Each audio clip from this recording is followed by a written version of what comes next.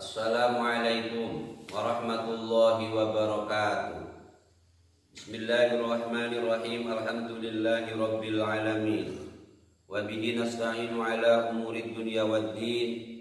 Wassalatu wassalamu ala asyrafil anbiya'i wal mursalin Sayyidina wa maulana Muhammadin wa ala alihi wa ashabihi ajma'in, amma ba'd.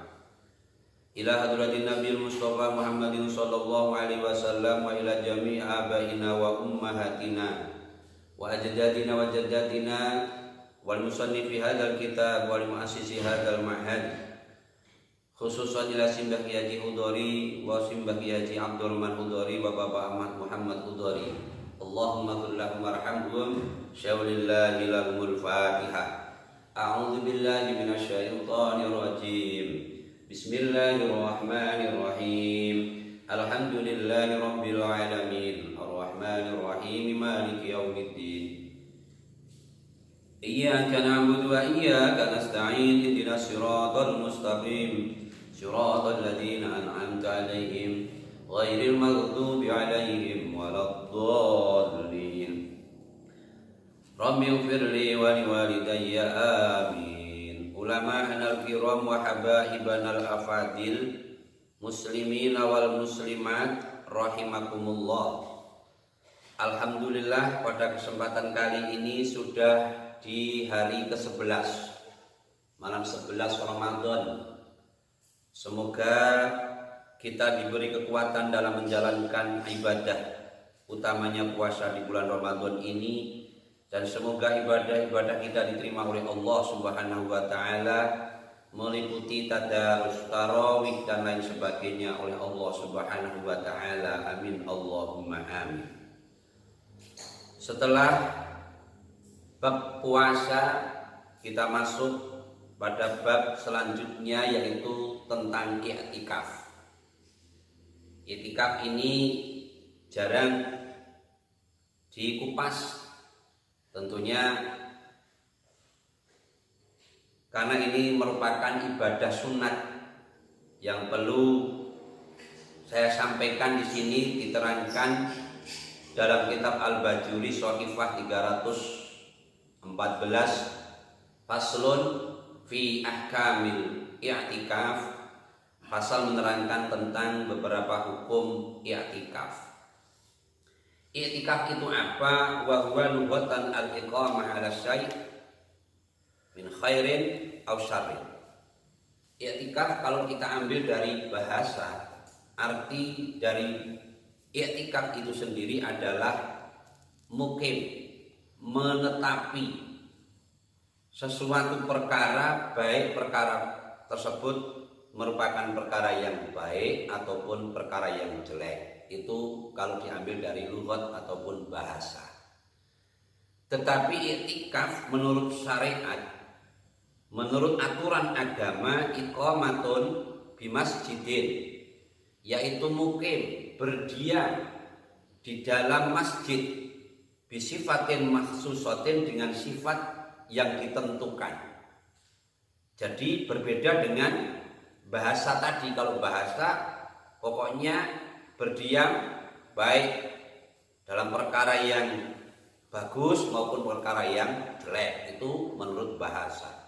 Tapi kalau menurut syariat itu adalah berdiam di dalam masjid dengan sifat yang ditentukan. Adapun i'tikaf itu sendiri hukumnya bagaimana? Wal i'tikafu sunnatun mustahabbatun. Hukum daripada i'tikaf itu adalah sunnat, di mana bisa dilakukan fi kulli waktin, di semua waktu. Fi kulli waktin, semua waktu. Karena waktu itu ada kalanya, kalau dalam istilah sholat itu ada waktu tahrim, waktu yang diharamkan melakukan sholat dan sebagainya. Nah, kalau untuk i'tikaf ini bisa dilakukan sepanjang waktu, meliputi hari apa saja, dari hari Ahad sampai hari Sabtu. Waktunya terserah, bebas, asal di mana? Di dalam masjid. Maka untuk i'tikaf ini sendiri Karena hukumnya sunat, maka kalau di dalam bulan Ramadan wa huwa fil asril awakhir, i'tikaf di hari ke-10 yang terakhir, 10 hari yang terakhir, maaf, berarti kan kalau umpama puasa bulan ini, bulan Ramadan kali ini 1441 Hijriah ini 30 hari, berarti 10 hari yang pertama tanggal 1 sampai tanggal 10 hari yang kedua tanggal 11 sampai tanggal 20, 10 hari yang ketiga berarti tanggal 21 sampai tanggal 30 Ramadan. Itu namanya 10 hari yang terakhir. Itu untuk i'tikaf afdhalu minhu fi ghairihi, lebih utama melakukan i'tikaf dibanding daripada hari-hari yang lain. Alasannya li'ajli thalabi lailatul qadri, karena untuk mendapatkan fadilah daripada Lailatul Qadar. Di mana Lailatul Qadar itu khairun min alfis syahr. Lailatul Qadar itu lebih utama, lebih baik daripada 1000 bulan. Maka harapannya i'tikaf ini di bulan Ramadan, khususnya di 10 terakhir daripada bulan Ramadan ini, harapannya untuk mendapatkan Lailatul Qadar. Muslimin wal muslimat rahimakumullah.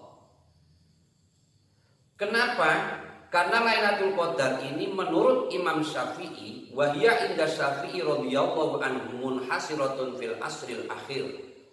Lailatul Qadar ini bisa dijumpai pada 10 terakhir, 10 hari yang terakhir di bulan Ramadan.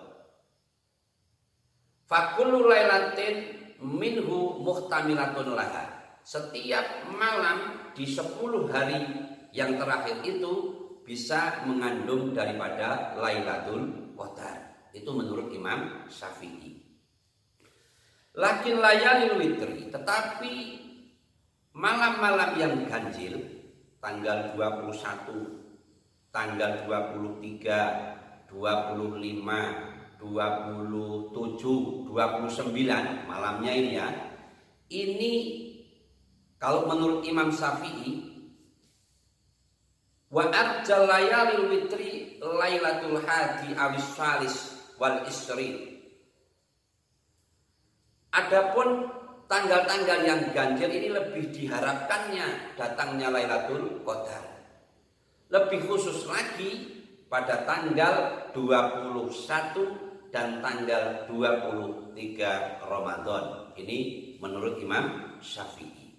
Nah, adapun syarat ataupun yang harus dilakukan pada waktu i'tikaf itu apa saja? Syaratnya apakah banyak?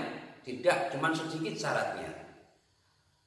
Walahu ailil i'tikafi. Walahu lan iku kedue i'tikaf, ailil i'tikafi tegese kedue i'tikaf syartoni utawi syarat loro. Dibutuhkan 2 syarat untuk melakukan i'tikaf. Ahaduhuma an-niyat. Satu yaitu niat. Niat ini di beberapa lini ibadah ada, karena setiap ibadah kuncinya adalah niat. Ibadah yang tidak diniati maka tidak ada pahalanya. Innamal a'malu bin niyat. Sudah saya sampaikan di awal bahwa setiap amal apa saja harus diawali dengan niat. Maka syarat yang pertama untuk i'tikaf adalah dibutuhkannya niat. Niatnya bagaimana? Niatnya di dalam hati, sudah sama dengan yang niat-niat selain daripada i'tikaf. Aibil qalbi, bahwa niat itu di dalam hati, kahwairihi seperti hanya selain daripada i'tikaf minal ibadati, dari beberapa ibadah. Niatnya nawaitul i'tikaf, itu sudah cukup. Nawaitu niat sapa ingsun al i'tikafa ing i'tikaf, itu sudah cukup. Jadi tidak harus panjang lebar, Tapi kalau dipanjangkan ya tidak apa-apa. Nawaitul i'tikafa sunnatan lillahi ta'ala. Saya niat i'tikaf karena Allah Subhanahu wa ta'ala.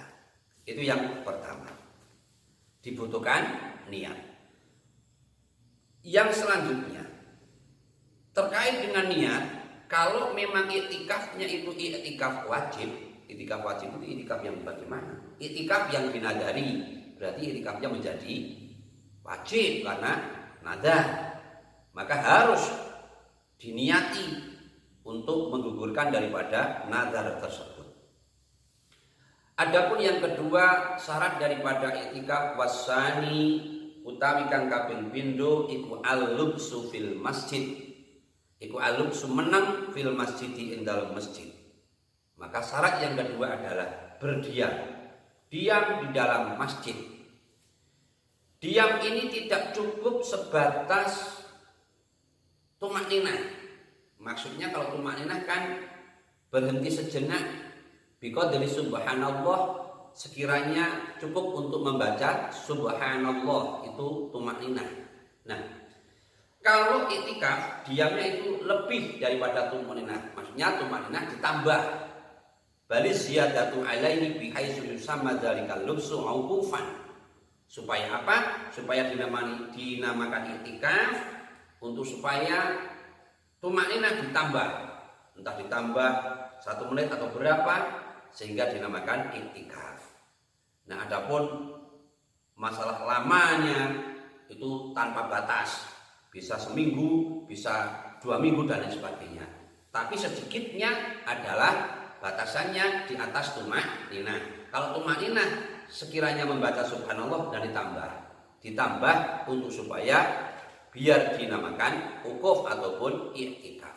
Mungkin itu kaitannya dengan i'tikaf.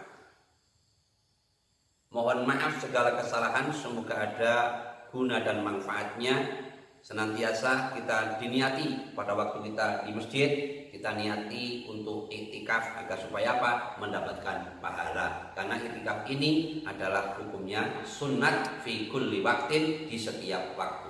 Akhiran hadanallahu wa iyyakum ajma'in. Ihdinas siratal mustaqim. Wassalamualaikum warahmatullahi wabarakatuh.